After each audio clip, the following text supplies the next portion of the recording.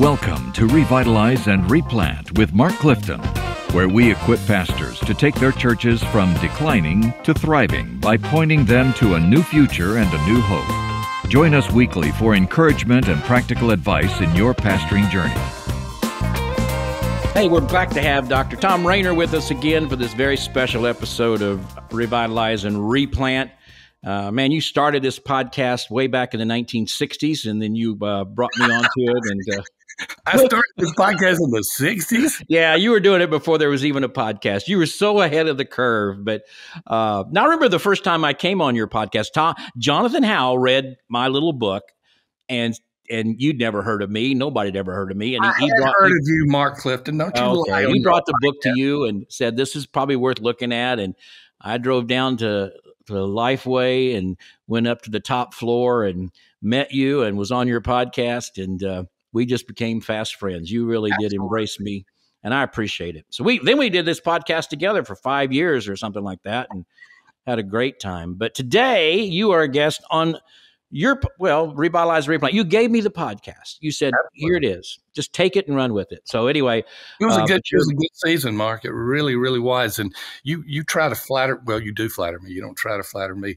But the reality of it is you're the voice that makes Revitalize and Replant what it is. When they hear from you, pastors and other church leaders, they know that they're not hearing fluff. They know that they're hearing the real thing and that you're being honest and transparent with them.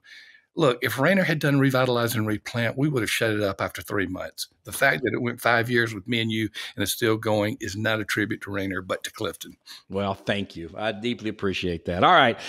And by the way, I am in a replant now, another one. We did Linwood, and I've sort of turned that over to a guy, and I'm in the midst of an urban replant now with a megachurch. I'm actually a campus. And that's a whole new experience for me to work as a campus of a megachurch. You know, I'm not always the best person to work under direct supervision. No, I didn't know that, Mark. So I'm learning. So I want to talk about megachurches in a minute. What is the future of the megachurch in North America? You've been writing some things about that. I think it's an important topic. You know, my whole generation in the 70s and 80s, we were defined by megachurches. That was what we were all looking for. I remember John Marshall, the pastor of Second Baptist Springfield, told me one time, and I asked him, can I quote you in my book? And he said, absolutely. So it's in the book, Reclaiming Glory. John said, when he was a young man, they all looked to Thomas Road Church in Lynchburg and said, if we could start a Thomas Road Church in every city in North America by the end of the 20th century, we could transform North America. He said, we started a church like Thomas Road in every city in North America, and we did not transform North America. So talk to me a little bit about the future of the megachurch in North America. Where is it going? I'll give credit a lot to son Thom Rainer, who's done a lot of the research on megachurches, and he's presented a lot of data to our team at Church Answers as he helps us lead Church Answers. So if I start saying some things that sound like they're coming from the old Rainer, they probably have a lot of origin in the younger, middle-aged Rainer. That's really weird. My son middle-aged. I have 3 teenage grandchildren. Oh, my goodness. Oh, gosh, I am so great-grandpa is in your future in the not-too-distant future. Oh, Mark, death is in my future not too long from now. So that's where I am. Megachurches, all right, let's define it. Let's make sure we're all on the same page. I go by the classic definition of 2,000 average worship attendance, all people included, kids, adults, etc. It's amazing, Mark, when I speak to people outside of, say, the SBC tribe, they don't have the same attendance measurements we do, or they do, or whatever you want to say. And so we have to define it. And what is the future of megachurches? Well, the future of megachurches is that there are going to be a lot fewer of them. Are they going to disappear? Nope. But there's going to be a lot fewer of them. How do we know that? How can we be prophetic without having people throwing rocks at us and saying you had a false prophecy? Because it's already happening. I mean, it's pretty easy to take a linear regression and just move it forward. I mean, I can do that. I did that for the SBC on its path of baptisms in 2005. And I said, things aren't looking good, folks. We need to do something. In an article I wrote that nobody read called a resurgence not yet realized. And you can look at it. Number of megachurches are fewer. We also think that there are fewer than the megachurch. Many of the megachurch data scientists are statisticians, not data scientists, say, because we are uncovering some of this, and there is a redefinition of megachurches taking place randomly, 1,500, 1,200. Right. So I've noticed that. Yep. So that this is a true megachurch today. If you're talking about a true 2,000 average attendance in worship every week or more, that number has declined. I wish I had precise numbers for you, Mark. Sam may have them, but it is a significant decline. Why? That's the million-dollar question. Why? I think it's best to ask the question, why did they form?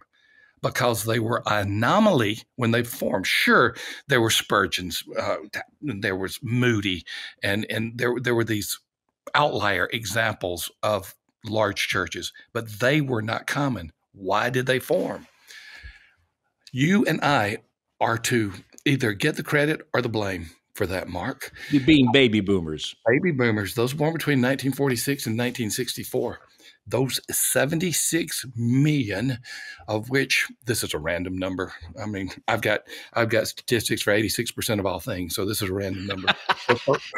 For which 90% are spoiled brats. Now that's Amen. But baby boomers have had life given to them that previous generations did not. My dad was the World War II generation, also called the greatest generation. I've got his flight plan behind me right now for D-Day, where he was shooting at other planes trying to protect his boys on Normandy Beach.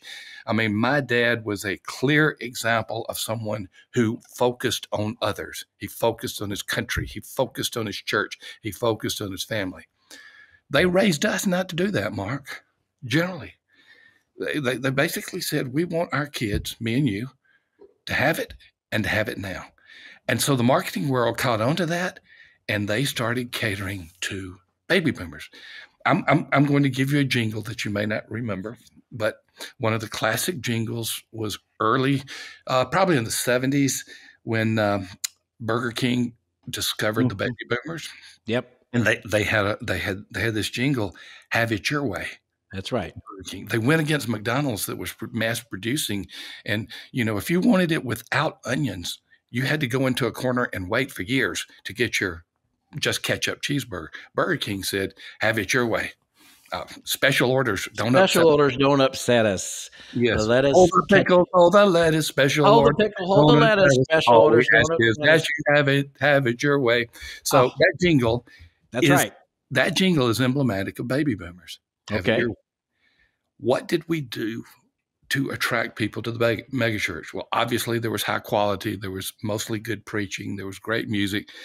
But the theme of it was, come to our church. Don't worry about doing anything. We're here just to make you comfortable. We don't want you uncomfortable. And implied, we don't want a commitment. And therefore, this is for you. We're going to meet your need. And guess what? The first time the church did not meet their need, they moved to another church or they moved out. Transfer growth became pervasive. And megachurches grew by drawing other members from other churches where they could let them have it their way until they didn't. And then they would move along. I don't have any statistics or research on anything. I just live by my gut and my intuition. So that's one of my gut intuitions is that my generation like big things, right? We like big things. That's why we start the big department stores, Home Depot, big grocery stores. We like big things. So we like big churches, right? But certainly, like my kids and my grandkids, they don't look for a big church. They want to find, they like this, and they don't even like the big chain restaurants. They like the more mom and pop, boutique, one-off kind of unique restaurants, unique stores. I think there's a shift in that too. Am I right at all? Oh, no, you're totally right. Totally. Not just at all. You're totally right. There is a shift toward more individuality instead of institutionality. The baby boomer generation was the institutional generation. We supported government. We supported large churches. Institutionality is fading away. That's one of the key reasons denominations are declining, is because of lack of trust or even desire for the institution. Now there is a desire for individuality, and it is perceived by many Gen X, Gen Z, Gen Y. It's perceived by many millennials. It is perceived by many of those people to be best found in smaller churches. So, and I was thinking the other day, of course, it's so expensive to build now, but when I in the even 90s, I just had a lot of people around me that were building large mega churches, and they were expanding. And I don't know, I can't think of, there are probably some out there. I don't know many people building huge mega campuses anymore either. Well, that's not just anecdotal. We have a good relationship with a design build firm called Brown Church Development Group, and I just stay in touch with them. They're a national firm, and they're one of the big boys that do church buildings, and right. and they're telling me, Thom, where we are seeing most of our business come is refurbishing, not building, especially not building large buildings. Right. They're seeing it right up close. And we all know that some of the mega churches that built really, really large at the height of their growth now realize those buildings are 30, 40 years old, and they're becoming really expensive to keep going with capital improvements. Everything needs to be upgraded, and yet the attendance is declining. Is that not true? Oh, deferred maintenance is a huge issue in these larger churches. You and I know it's an issue in the smaller churches that are struggling, Mark, but it's dollar-wise, it's a huge issue in the big churches. So median church size, now we've talked about mega. You wrote some stuff again about median church size. Southern Baptist median church is 67, I think you said, something like that. Half of them have more than 67 on Sunday, half will have less. I think there was some information you wrote about among all Protestants at the turn of the century in the year 2000, median church size, I'm just spitballing here, was around 130. Today it's around 70, pretty much, something like that. The last number, which is Pew Research data, and they have good data because they do thousands of churches in their database. Their latest number was 65, and that would have been either 2018 or 2019, my recollection. I know it's pre-COVID, so 65. Right. So 65 is the national median. And just as you said, Mark, median is 50% are on one side, 50% on the other. A number I prefer, a measurement I prefer much more than average that can be skewed one way or the other. Now, here's what we're seeing. We're seeing that number go down. I have guesstimated, I don't have a database. I have guesstimated that once we get another massive study out, which may be this year, once we get another massive study out, the number is going to be in the 40s. Now, what do you remember what it was around the year 2000? Around the year 2000, it would have been about 130, 140. Yeah. So I don't think people fully understand in my mind, this is one of the most cataclysmic changes in my lifetime. And I don't think we really understand it. I don't know, good, bad, or indifferent. It's just a change. When you go from 130 as the median to maybe, like you said, in the year or two, 50 or 40, help me with that. What's that mean? That means a lot of churches are headed toward closure, Mark, because if 40, my number was 40. Sam and I got into this father-son debate. No way it's going to go that large. So what do you think it's going to be? He said 52. I said, we're going to argue about 12 people, Sam. Let's just wait and see what the data comes out. What that means is, first of all, let me say what it doesn't mean. It doesn't mean that a small church is an unhealthy church. So be clear on that. But it means that if a church has gone from 120 to 40 or 30 in a short time, there's probably some problems there. Yeah. And that's what we're seeing, a whole new category of churches. Sam hates this category that I created called moribund churches. A moribund is somebody that is very unhealthy that may die soon. The good news is we can identify them now before they call us up and say, we got to shut the doors. The bad news is they're probably not going to call us up. Yeah, a term you coined that I use all the time because it's a harsh term and I don't want to be identified with it. But I say, as Dr. Rainer says, I always say that when I say as Henry Blackaby says, it's always something positive. But when I say as Dr. Rainer says, it's always Henry Blackaby says Jesus has a plan for your church, but Dr. Rainer says your church is in a death spiral. I talk about the death spiral once you reach a certain point, and it depends based on culturally context where you are and all those kinds of things. You can be 35 people and actually be very healthy. Exactly. But you're right. If you were 135 3 years ago and you're 35 today, you're probably in a death spiral. And it may be very difficult to come out of that. Our common friend, Jonathan Howe, said something similar about me, Mark. Autopsy of a Deceased Church, one of my little books I wrote about looking at churches that died, is in a big rebound right now. I mean, right. It was published 12 years ago, and it feels like a new book in terms of. Well, that's because I've been promoting it everywhere I go. So that's probably it. Actually, I do. I think the best book you've written, and I haven't read the most recent one on prayer. We need to talk about that before we quit. But the best book that I think is The Anatomy of a Revived Church. And I'm going to be teaching that in Montana.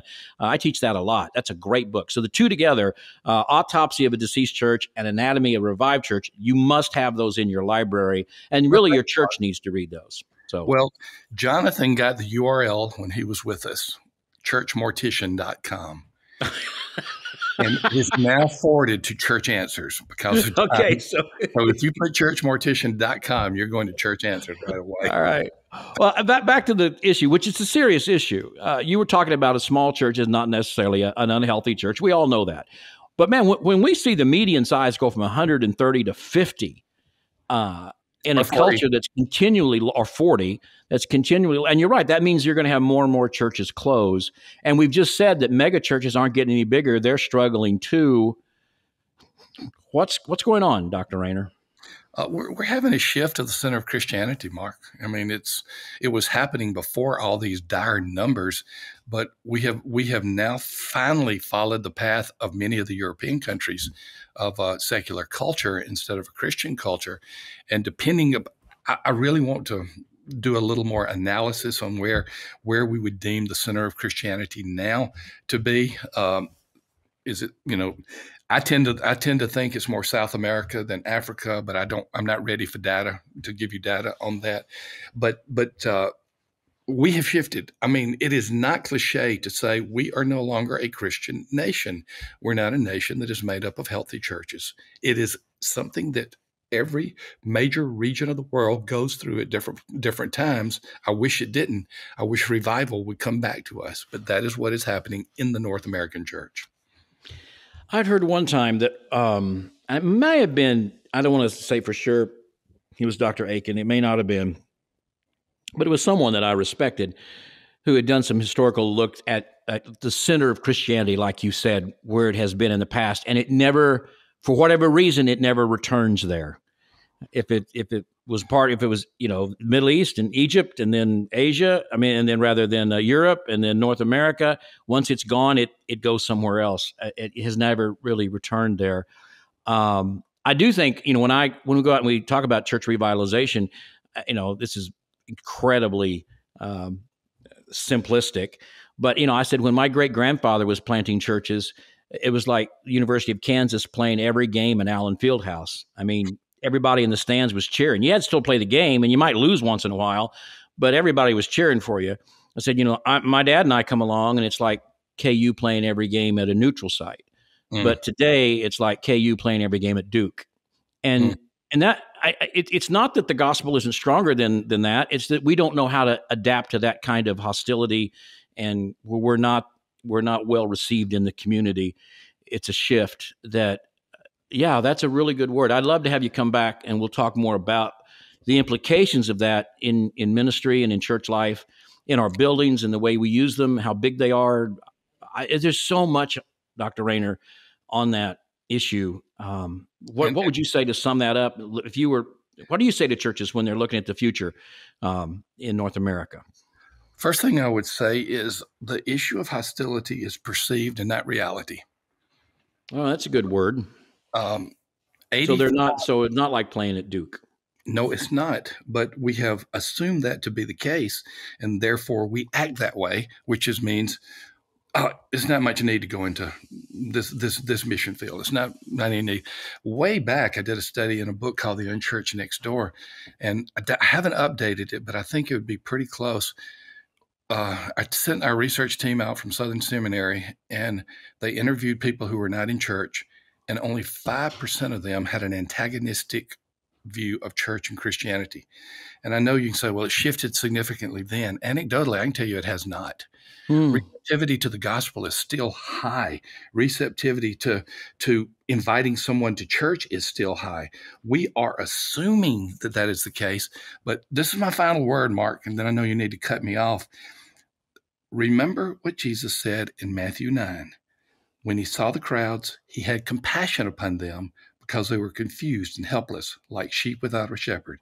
He said to his disciples, the harvest is great, but the workers are few. So pray to the Lord who's in charge of the harvest. Ask him to send more workers into his field. Jesus didn't say pray for us to don't pray for opportunities as much as you're praying for people to go to those opportunities. Right. I think what Jesus said in the first century, if I understand my hermeneutics and my sense of authority, is still highly relevant today. Appreciate it. Man, I love you so much. Church Answers. I mean, the title says it all. That's where you're going to get a lot of answers. You need to be on Church Answers. The research, nobody's better than the Rainers on research and on helping your church and even in consultations. So please take advantage of everything Dr. Rainer has at Church Answers, all of his resources booked. Your latest book on prayer is what? Pray and Go. Pray and Go.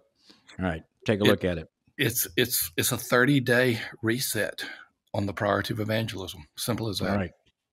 Sounds great. Thank you, Dr. Rainer. I really appreciate it. Thanks for being on our program. Great to be with you. Good to be with you. We'll get together again soon. You and I'll go out. We'll go out some night and hear some good 1960s music, and we'll enjoy that. I didn't sing the first 60s song except maybe a Burger King jingle, and I don't know if that's 60s or 70s. I think it was 70s. By the way, where's the beef? All right, I'll see you later. Thanks. Bye. Thanks for joining us today on Revitalize and Replant. This podcast is brought to you by the North American Mission Board, where we help dying or struggling churches regain health for the glory of God and the good of their communities. If you found this conversation helpful, don't forget to subscribe to the podcast on your favorite platform. To learn more about becoming a replanting pastor or to explore resources about revitalization for your own church, visit churchreplanters.com.